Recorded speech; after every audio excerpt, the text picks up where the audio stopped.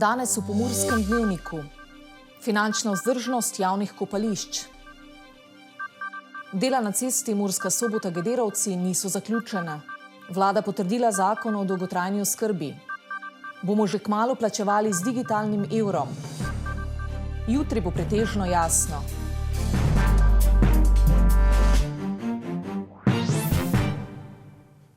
Spoštovane gledalke, cenjeni gledalci, lepo pozdravljeni. Nova kopalna sezona se je že pričela. S sabo pa je prinesla tudi nekaj neljubih presenečenj. Marsikje, tudi v Murski Soboti, so se namreč zaradi naraščajočih stroškov povišale cene vstopnic. Letni izkupiček od prodaje vstopnic doslej ni zadoščal za pokritje vseh stroškov in je zato moral poskrbeti upravljavec. Kaj vse pa bo prinesla letošnja sezona? Letošnja kopalna sezona se je že pričela. V kopališču v Murski Soboti pa je prinesla višje cene vstopnic. Je obisk v prvih tednih zadovoljiv? Tisti začetni obisk je bil malo slabši, potem pa vseeno dosti boljše. In glede na lansko in predlansko leto so dejansko padali tudi rekordi. Vstopnina se je s pričetkom letošnje sezone dvignila za 20% in za odrasle znaša 7,20 evra. Sezonska karta celo za 25%, za odrasle stane 90, za otroke, dijake, študente, upokojence in brezposelne osebe pa 60 evrov. To smo morali dejansko narediti, saj kopališče se iz kart dejansko niti ne pokrije, že v osnovi ne.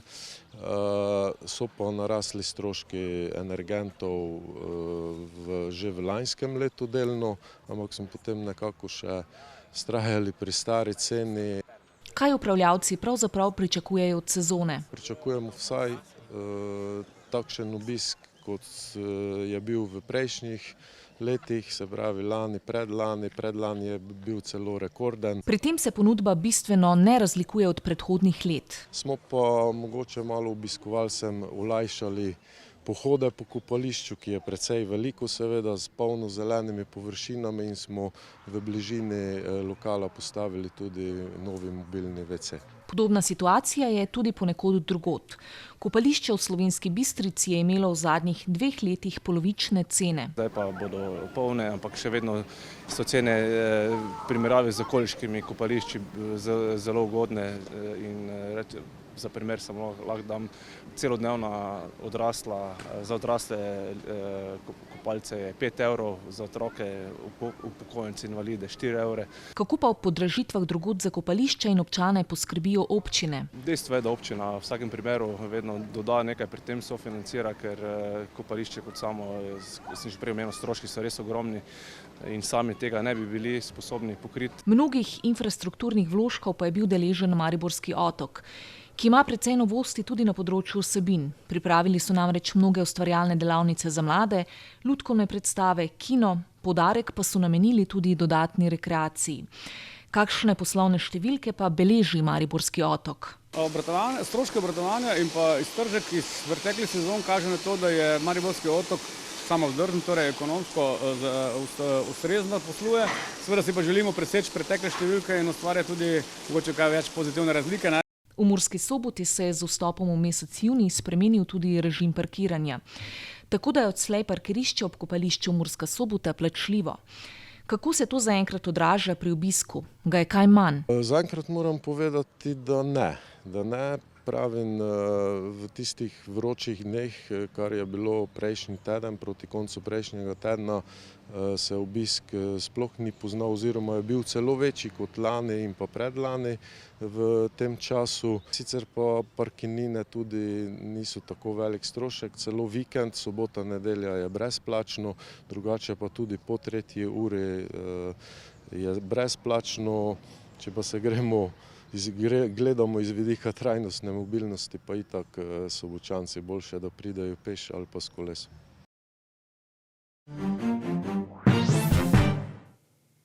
Državna cesta Murska Sobota-Gederovci sodi med najnevarnejše ceste v državi. V letu 2021 pa so pričeli z njeno rekonstrukcijo. Čeprav bi morala biti dela po prvotnih načrtih zaključena že konec minulega leta, je bil vložen zahtevek za podaljšanje roka. Rekonstrukcija ceste Murska Sobota-Gederovci se je pričela jeseni 2021. Prvotni načrt pa je bil, da bi se dela zaključila do konca leta 2022. Dela na cesti, ki je v preteklosti že terjala žrtve, izvaja podjetje Pungrad. Naročnik rekonstrukcije ceste je Direkcija Republike Slovenije za infrastrukturo, sofinancerki pa Mestna občina Murska Sobota in občina Tišina. Sam projekt je sicer vreden okrog 10 milijonov evrov. Župan tišinske občine Franc Horvat je na občinski seji 6. junija svetnike obvestil, da je izvajalec vložil zahtevek za podaljšanje roka in sicer naj bi se po novem dela zaključila do 30. septembra 2023. V sklopu cestnih del bo zgrajena tudi kolesarska steza ob cesti mimo bencinskega servisa, obnovljeno pa naj bi bilo tudi krožišče v Gederovcih, a oboje je predvideno za leto 2024. Vlada je potrdila predlog zakona o dolgotrajni oskrbi, s čimer je ta tudi pripravljen na vložitev v Državni zbor. Zakon o dolgotrajni oskrbi. Največji korak na področju dolgotrajne oskrbe v Sloveniji v zadnjih 30 letih je tu in je pripravljen na parlamentarno proceduro. Vlada Republike Slovenije je namreč včeraj na dopisni seji potrdila novi zakon o dolgotrajni oskrbi in s tem je pripravljen na obravnavo v Državnem zboru in na potrditev iz strani poslank in poslancev. Naj poudarim, spremembe, ki jih prinaša zakon o dolgotrajni oskrbi, so nujne, da bomo lahko naslovili potrebe, s katerimi se soočamo v Sloveniji. V Sloveniji nas je namreč vedno več tistih, ki živimo dolgo, postajamo vedno bolj dolgoživa družba in kar je dejansko nakazuje nek dosežek, ki smo ga dosegli v družbi in je nekaj lepega, je pa nujno, da temu prilagodimo tudi naš družbeni dogovor. Vse več bo namreč tistih, ki bodo potrebovali pomoč pri skrbstvu in vse več je tistih, ki ne bodo mogli opravljati vsakodnevnih storitev sami. Vemo, da aktualna ureditev že ne dohaja potreb današnjega stanja, premalo je postelj v domovih za starejše, premalo je sredstev za pomoč na domu, manjka kadra, zato je potreba po takojšnji sistemski in dolgoročni ureditvi še toliko bolj nujna. K oblikovanju zakona smo se v osnovi osredotočili na človeka, na uporabnika oziroma uporabnico. Naše izhodišče je bilo, kakšen sistem naj vzpostavimo, da bo uporabnik, uporabnica dobila tisto, kar potrebuje in da mu bo najbolj prijazen, da bo učinkovit, da bo funkcionalen, da bo dostop do storitev enostaven in bo vsakomu res na voljo, ne glede na to, od kod prihaja in koliko si lahko v življenju privošči. Zakon o dolgotrajni oskrbi je tako sistem, ki v ospredje rešitev postavlja posameznika, uporabnika socialno-varstvenih storitev, širi nabor storitev in širi dostopnost do storitev, predvsem pa cilja na to, da bo vsak posameznik lahko čim dlje ostal doma oziroma v njemu domačemu okolju.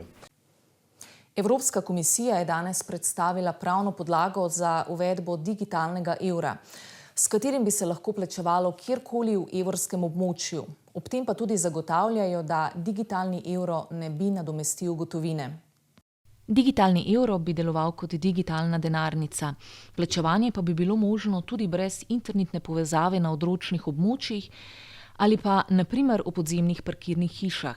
Spletne transakcije bi zagotavljale enako raven varovanja zasebnosti kot že obstoječa digitalna plačilna sredstva. Plačila brez internetne povezave pa bi nudila še večjo zaščito osebnih podatkov. We will investigate how a digital euro could offer a convenient, cost-free means of payment, allowing people to pay anywhere in the euro area with risk-free digital money. Z digitalnim evrom bi lahko plačevali vsi, tudi tisti, ki nimajo odprtih bančnih računov.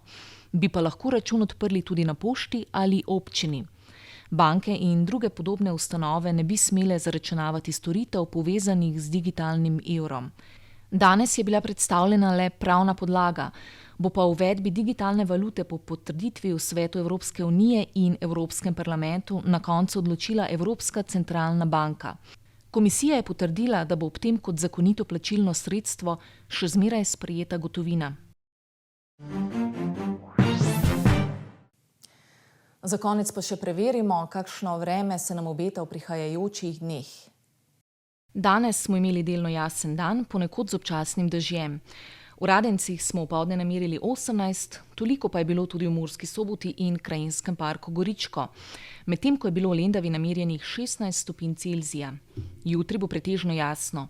Najnižje jutranje temperature bodo od 8 do 14, ob morju okoli 16, najvišje dnevne od 24 do 28, na Goriškem do 30 stopinj Celzija. Najnižje jutranje temperature v severovzhodni Sloveniji, v Murski Soboti in Mariboru se bodo gibale okoli 10, podnevi okrog 26 stopinj. V petek bo po večini sončno. Zvečer bodo na zahodu nastale prve plohe in nevihte, ki se bodo v noči na soboto razširile nad večji del Slovenije. V soboto bo spremenljivo do pretežno oblačno z občasnimi padavinami, deloma nevihtami. Temperature v naših krajih bodo zjutraj od 12 do 17, čez dan od 23 do 28 stopinj Celzija. Toliko za danes, več informacij o dogajanju v Pomurju pa najdete na naši spletni strani. Hvala za pozornost in lep pozdrav do jutri.